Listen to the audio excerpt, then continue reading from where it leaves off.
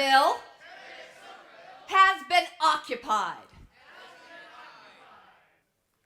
Time magazine called 2011 the year of the protester, and with good reason. From Egypt to Wisconsin to Wall Street, 2011 was a year of people power around the world. But what happens to the protesters of 2011 now that it's 2012? I was part of Occupy Boston in 2011. I am still part of Occupy Boston today, and I want to tell you how 2012 can be another year of transformative change. But let me tell you one thing first. I'm not here to represent Occupy Boston. We don't work like that. All I can do is tell you about my experiences, what I believe, and what my hopes are for growing this movement in the future. Occupy Boston was not a protest. It was a stage for lectures, performances, and teach-ins from people like Russell Simmons, Noam Chomsky, and Amanda Palmer, and people like you and me as well. It was a library full of 1,500 books. It was a food tent that served 1,000 meals every day. It was general assemblies that were experiments in horizontal democracy. It was marches and actions that allowed people to speak out on issues of economic inequality and social injustice. If Occupy had been any one of those things alone, it would never have worked. Occupy worked because it was convergent. For me, and for many other people at Occupy Boston, it promised something different. Some of us were longtime activists. Some of us were radical socialist, libertarian, and anarchist thinkers. A few had held public office. But some were mainstream people who had never done anything more political than voting. And some were very young. 2 of our core members were still in high school. But it was never about us. It was never about the 300 or so people who sustained the occupation at Dewey Square. It was about the 43,000 people who liked Occupy Boston on Facebook. It was about the 3,000 people who posted their pictures and stories to the Tumblr site, We Are the 99%. They came to believe what we've known for some time, what Justice Stevens wrote in his dissenting opinion in the Citizens United case, that a democracy cannot function effectively when its constituent members believe laws are being bought and sold. Many of them never slept over at an occupation, yet they are the ones that made Occupy a mass movement of the kind this country has not seen in decades. They are the 99%. Occupy around the country was loosely connected, but not coordinated. It's as if the code of occupation was released, just as you might release source code. Then developers around the country took the code, remixed it, modded it, and implemented it. Occupy was open source. No, we did not have a list of demands. Neither does TED, by the way.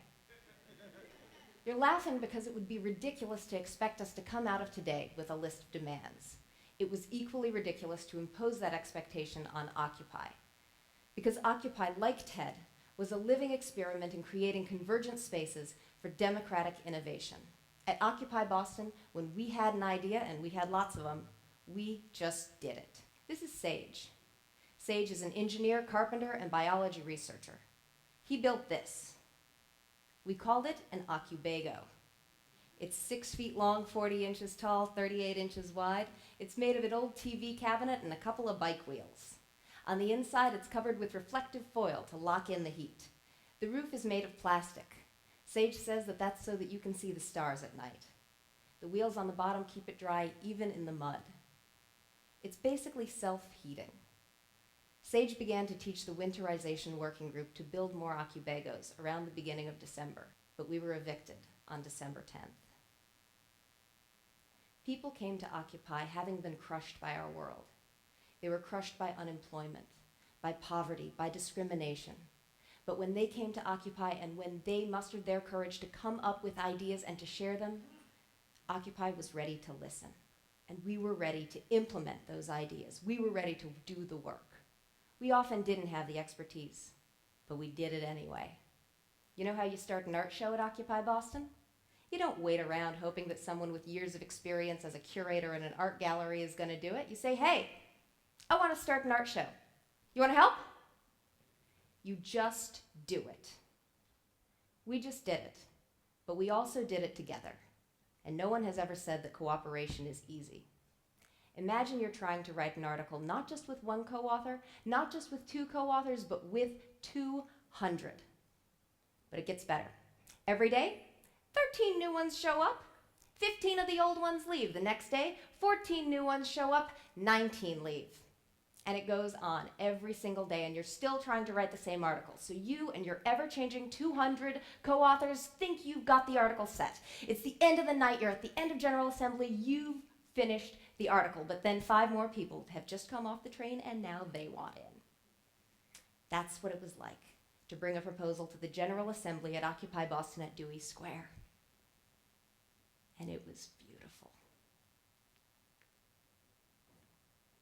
But at the same time, it was a place filled with fear.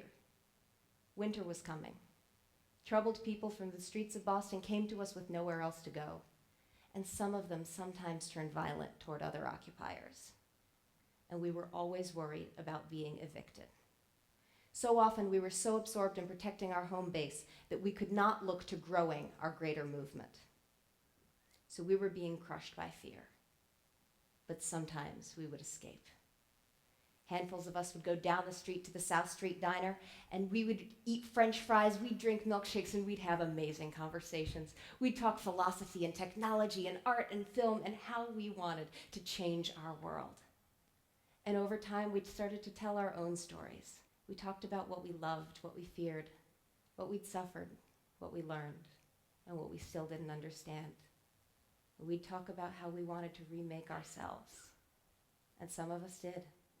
And that was Occupy Boston. And then we'd go back down the street to Dewey Square and we'd talk about whether we should buy blue tarps or brown tarps for the winter, and how could we get Phil to stop threatening people's mothers. And that was Occupy Boston too. Occupy Boston was evicted on December 10th. And after the eviction, as the last police transport wagons were driven away, a few of us went to Encuentro Cinco, Boston's co-working space for activists.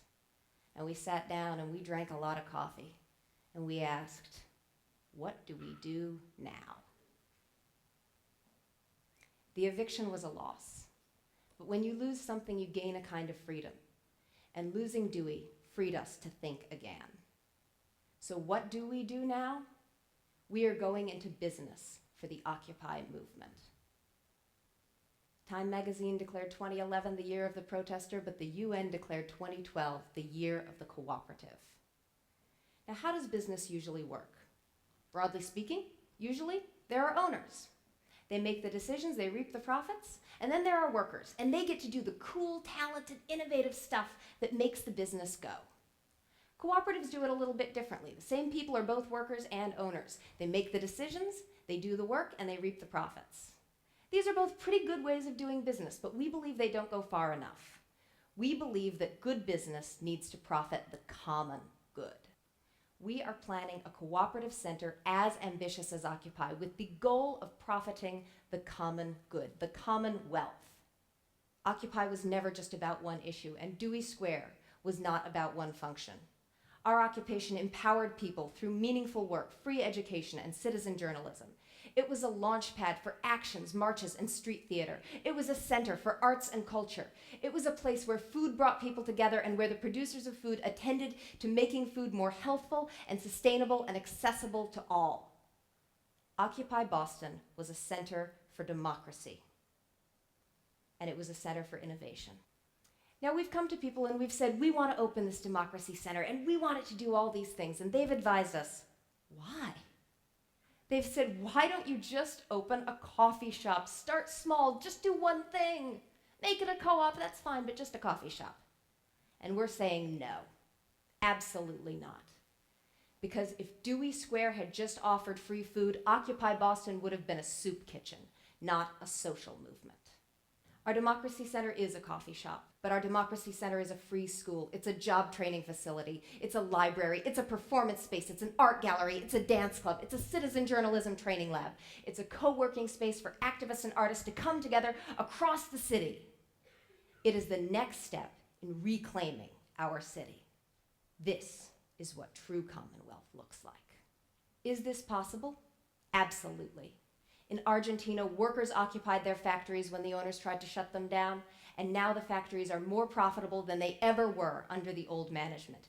In Chile, students occupied their high schools. Their learning is more advanced than it ever was when administrators were in control of their education. But you still might ask, is it possible to do this on the scale that we are imagining? Absolutely.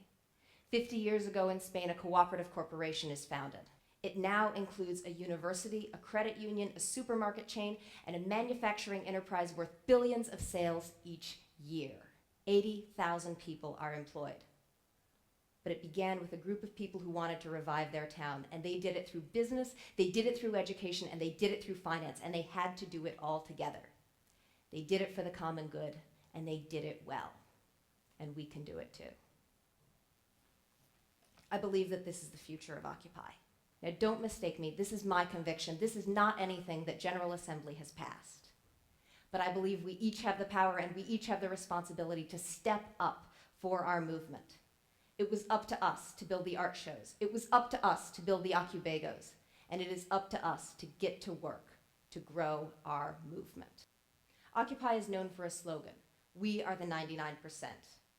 Because we were so angry, in the beginning, people thought it was oppositional. Hooray for the 99%, down with the 1%. But that was never what we were about. It was about we. It was about forging deep relationships and doing the kind of work that demands real consensus. It was about letting go of fears and committing to action. It was about integrating diverse endeavors on literal common ground. And no matter how frustrating it is to write with co-authors, the only way to make real change to profit the common good is to cooperate. This is how we reclaim our Commonwealth. Mic check. We will occupy our Commonwealth.